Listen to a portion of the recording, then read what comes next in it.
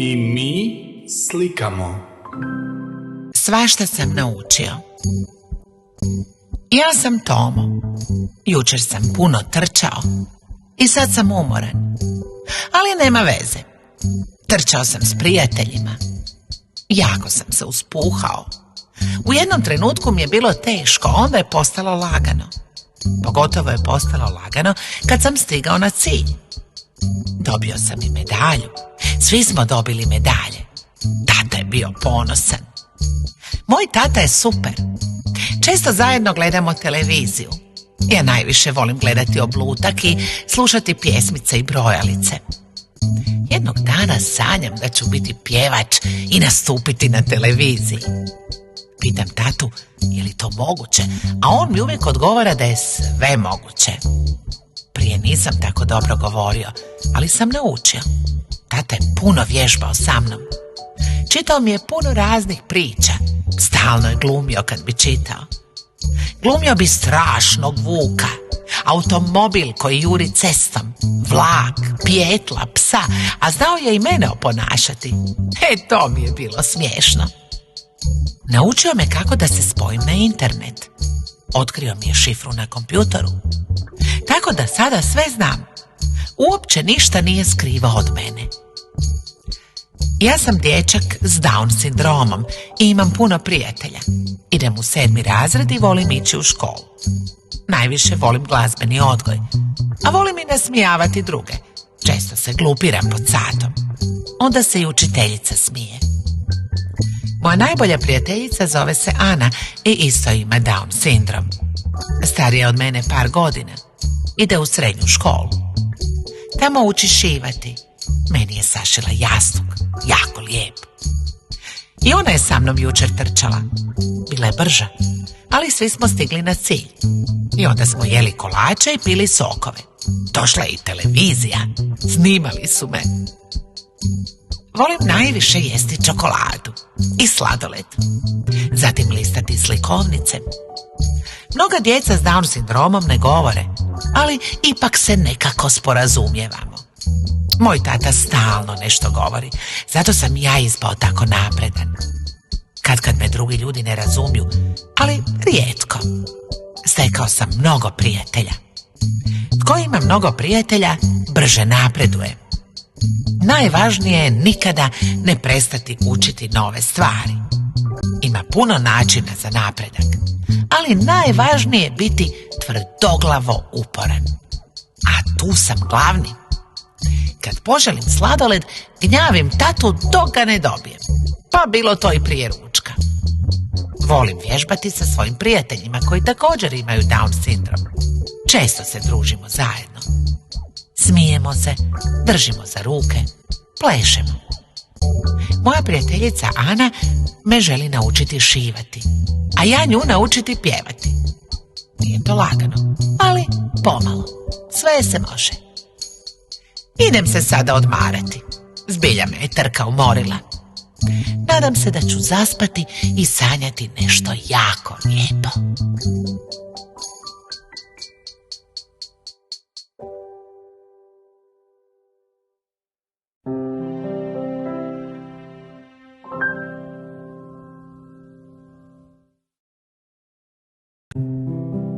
I mi slikamo.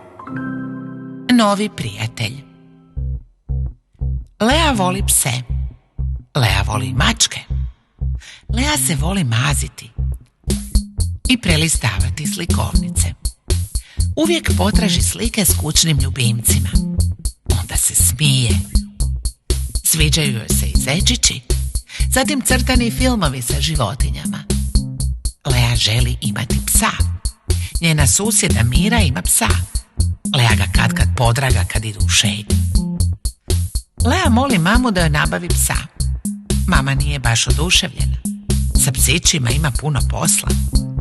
Iako Lea i mama stanuju u kući s vrtom, ipak joj se to ne čini kao dobra ideja. Ali Lea kad gleda televiziju i ugleda psića na filmu, počne se veselo smijati. I prilazi ekranu i onda naslanja nosić na ekran i pokazuje kako joj je drago što ga vidi. I ima igračku psića na navijanje koja laje. ali uskoro će Božić. Mama ipak razmišlja kako bi obradovala Leu. Dobro, prošetat će gradom i pogledati kako su ukrašene kuće i izlozi. Možda će se provozati uspinjačom, otići do Leinih prijatelja u goste, jesti će kolače u slastičarnici. Ali što bi zbilja razveselilo Leu? Pa to se zna. Psić. Mama se pita, pa da ipak nabavim psa. Čula je da njezina prijateljica ima koker španijela kojeg bi rado udomila. To je možda znak. Lea bi se sigurno jako razveselila, jer toliko dugo već želi psa. Ne odustaje od te želje. Došao je Božić. Bor je ukrašen, Lea se raduje darovima. Stoji na sredini sobe i gleda kutije. Jedna joj se posebno sviđa. Velika je i kao da se čuju zvukovi iz nje. Lea došeće do kutije. Cijela obitelj je na okupu. Svi čekaju da Lea otvori kutiju. Lea otvara kutiju. Bilo je lako. I gle iznenađenja. Lea plješće rukama. U nju gledaju dva okrugla smeđa oka. Njezin novi prijatelj maše joj repom. Vesela je. Uzima psića u ruke i miluje ga. Pa to je divno. To je ono što je željela. Cijela obitelj veseli se s Leom. Ovo joj je najljepši Božić do sada.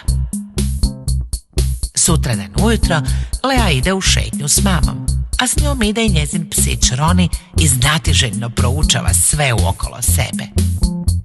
Kad ljudi zastanu da ga pomiluju. Baš je sladak, kažu. A Roni se voli maziti kao i Lea, vječna djevojčica. Šeću naseljem, druže se s ostalim vlasnicima pasa. Lea stječe nove prijatelje i to je veseli. Bok Lea, pozdravlja je Marija. Bok Lea, pozdravlja je Tonko. S prijateljima je svaki dan ljepši. Zadovoljna je mama. Zar ne, Lea? Lea kimne glavom, a i Roni to potvrđuje. Vau, vau! I maše veselo repom.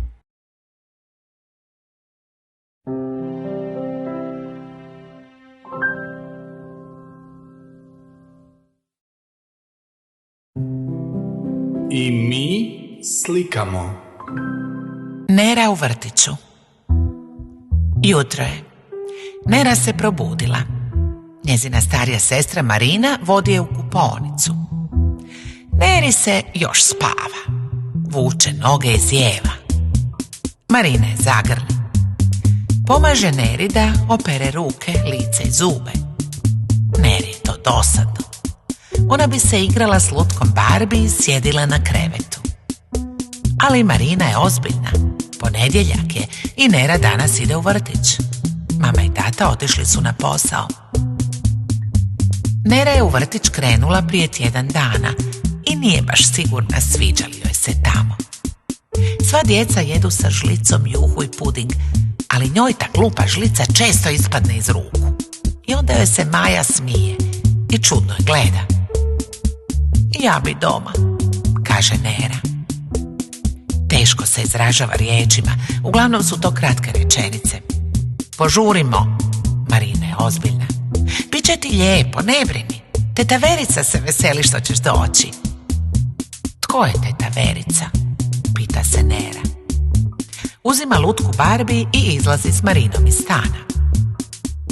Ubrzo stižu u vrtić. Marina pomaže Neri da navuče papuče. Sjede na klupi u predsoblju. Ja bi doma, ponavlja Nera. Teta Verica ugleda Neru, dođe do nje, sagne se i pogleda Neru u oči. Zagrli je. Jako se veselim što te opet vidim, kaže. Ja bi doma, ponavlja Nera. I ovo je tvoj dom, kaže teta Verica i blago je primi za ruku. Prvo ćemo doručkovati, a onda ćemo se igrati. Nera se pozdravlja s Marinom. Čvrsto drži Barbiku u ruci. Ulazi u sobu na čijim vratima piše natpis Vjeverice. Tako se zove Nerina vrtićka grupa. Djeca je pozdrave. Dobro jutro, Nera. Jedino Maja šuti i promatra je. Nera osjeća nelagodu. Ja bi doma, kaže. Teta Verica posjedne Neru za stol. Danas imamo griz na mlijeku, kaže. Nera gleda u žlicu. Ta žlica je ljuti. Sigurno će joj opet ispasti iz ruke. Dobar tek, kaže teta. Nera se bori sa žlicom. Gladna je, ali žlica je ne sluša. Maja je gleda i smije joj se. Teta Verica pomaže Neri da uhvati žlicu kako treba. Evo, uspjela je. Nera prinese žlicu s grizom u ustima. O, fino je. Uspjela je. Nera se smije. Baš je fin ovaj griz. Maja pokaže prstom Neru i glasno kaže: meni je ona čudna. Zašto je tako nespretna? I ne govori puno. Drukčija je od nas ostalih, izjavljuje. Pa i nije, nasmije se teta Verica. Iako svi smo različiti, svako na svoj način. I to je baš lijepo i zanimljivo. Zamisli, Majo, kako bi izgledalo da su sve djevojčice nalik tebi i uopće da smo svi isti. Bilo bi to strašno dosadno. Ovako, naša Nera posebna baš kao što si i ti posebna. Nera je upravo pojela sav griz. Ponosna je na sebe. Žlica joj nije ispala iz ruke. Bravo, Nera, kaže teta Verica. Nera se smije. Zadovoljna je. Voli kad je se pohvali. Vidiš, i ovo je tvoj dom, kaže teta Verica. A sada se idemo igrati. Maja priđe Neri i pruži joj ruku. Još uvijek si mi malo čudna, ali voljela bih da budemo prijateljice. Nera se nasmiješi i primi Majinu ruku. Dobro, uzvrati Nera. Pa baš je zgodno biti u vrtiću, pomislila je Nera, veseleći se novoj prijateljici.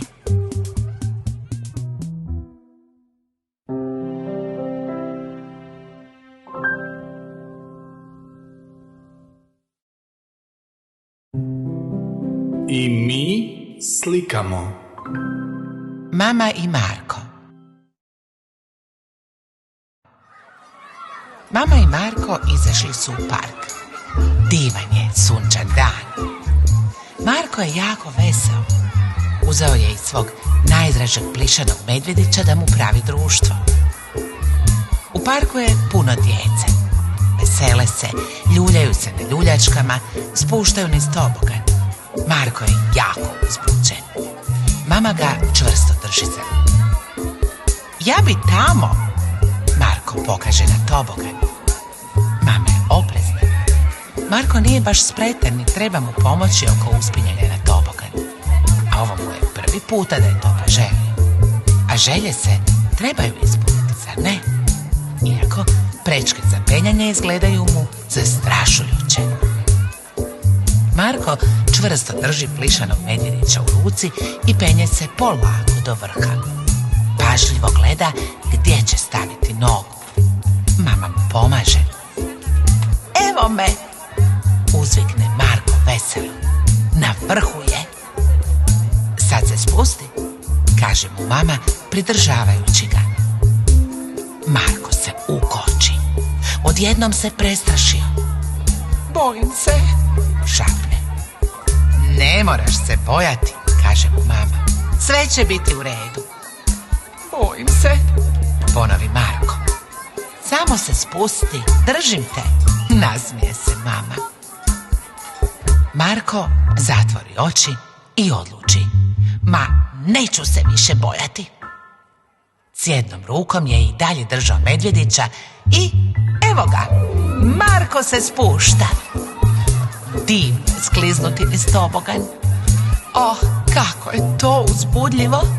Imala je mama pravo. Divno, uzviknuo je. A sad ćemo se malo odmoriti, rekla je mama. ali prvo idemo kupiti sladoled. Marko je veseo, voli jesti sladoled, najviše onaj od čokolade. Kako se zoveš? Pita prodavač Marka. Marko veselo odgovori, Marko. Lijepo ime, uživaj u sladoledu. Mama i Marko sjednu na klupu pored velikog drva. Čuje se pjev ptica. Marko se igra sa svojim plišanim medvjedićem i nudi mu sladoled. Mislim da medvjedić nije gladan, smije se mama. Marko voli biti u parku. Tamo se uvijek nešto događa. Neki dan se ljubljao na ljuljački, jučer se vozio na vrtuljku, a danas se spuštao niz tobogan. Baš je pravi junak. Nekoć kad je bio manji, svega se bojao. Bio je jako nespretan. Nije volio ići u park, a i bilo mu je neugodno kad bi ga netko pitao kako se zove ili koliko ima godina. Bio je sramežljiv. A sad je već velik. Sve može. Marko je pojeo sladoled. Ja bih opet išao na tobogan, kaže Marko. Mama se nasmiješi. Dobro, znala sam da će ti se svidjeti. Marko se ponovno spustio niz tobogan zajedno sa svojim medvjedićem. Smije se. Uvijek je veselo nešto novo isprobati i napredovati. Marko je veseo. Sutra će ponovno ići u park s mamom.